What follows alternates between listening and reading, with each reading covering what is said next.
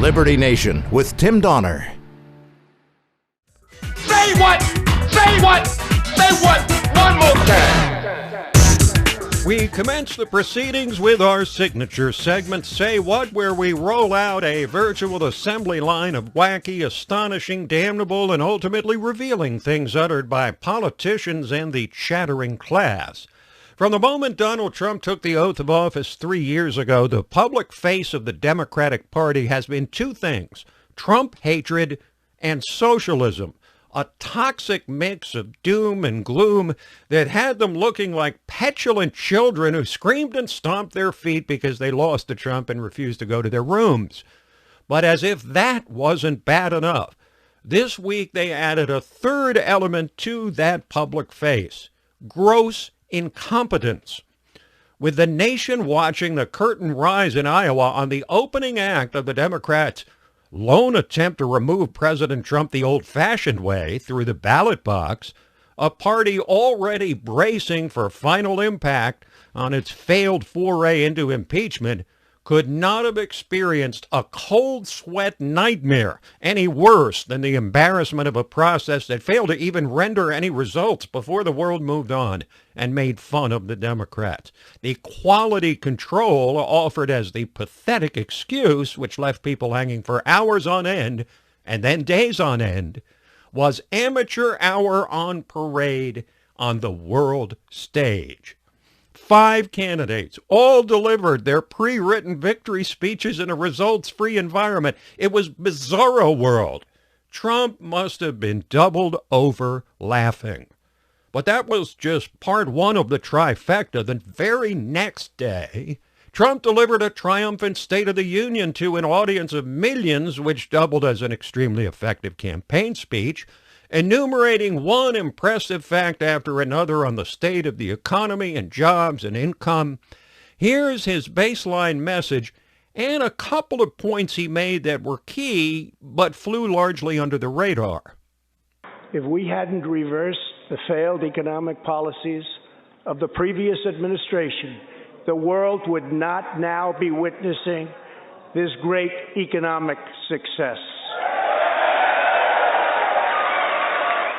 Under the last administration, more than 10 million people were added to the food stamp rolls. Under my administration, 7 million Americans have come off food stamps and 10 million people have been lifted off of welfare. After decades of flat and falling incomes, wages are rising fast, and wonderfully, they are rising fastest for low-income workers who have seen a 16% pay increase since my election. This is a blue-collar boom. That food stamp number is like a reverse indicator of the state of the economy. And rising wages among the working and middle classes faster than rich people, that'll be a central message of the Trump campaign. Remember that phrase, blue-collar boom. You will likely be hearing it a lot.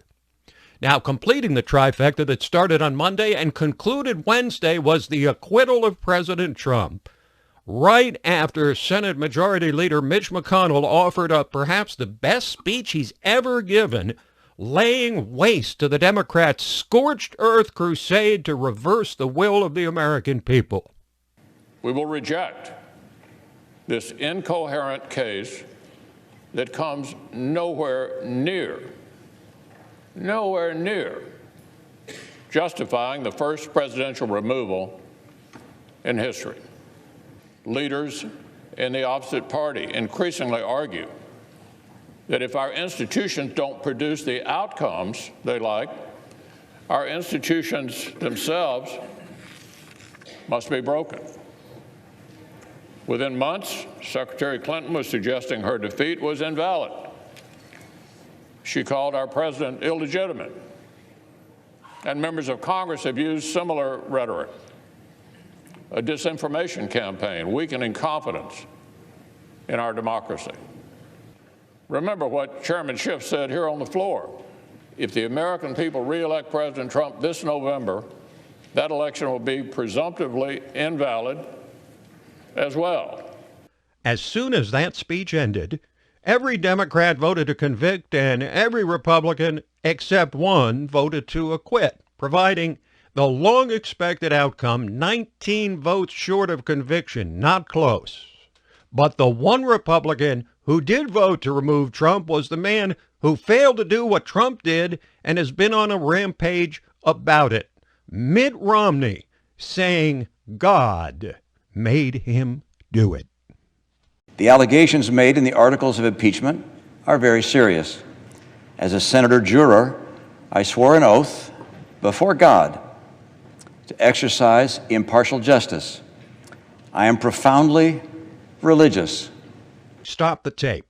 Let's briefly deconstruct that statement. I am profoundly religious. As a conservative Christian in an evangelical church, a guy who's been an elder and taught adult Sunday school, I can tell you that no one of deep faith that I've ever met describes themselves as religious. Why?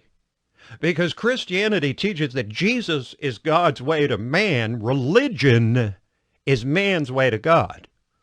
Faith is Jesus. Religion is the Pharisees. So when I hear Mitt Romney put his decision off on God because he's profoundly religious, it just deepens the skepticism about his true motives in all this. Romney continued. It was a flagrant assault on our electoral rights, our national security, and our fundamental values. Corrupting an election to keep oneself in office is perhaps the most abusive and destructive violation of one's oath of office that I can imagine.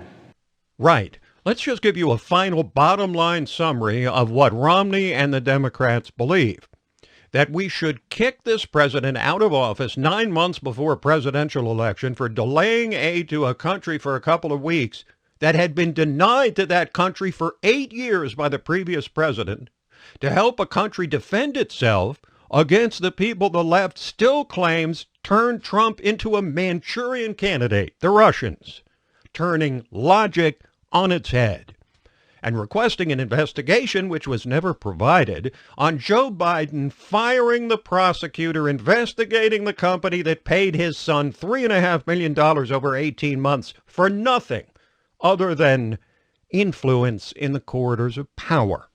But the Democrats used unadulterated deception, or call it the big lie, to try and convince the American people that Trump was an out-of-control dictator.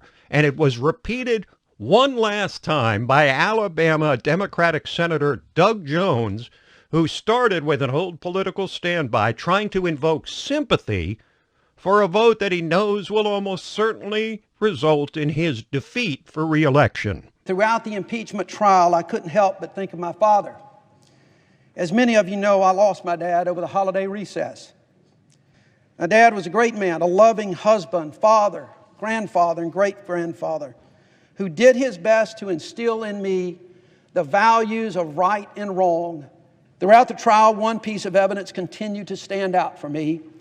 It was the president's statement that under the Constitution, we have Article 2 and I can do anything I want.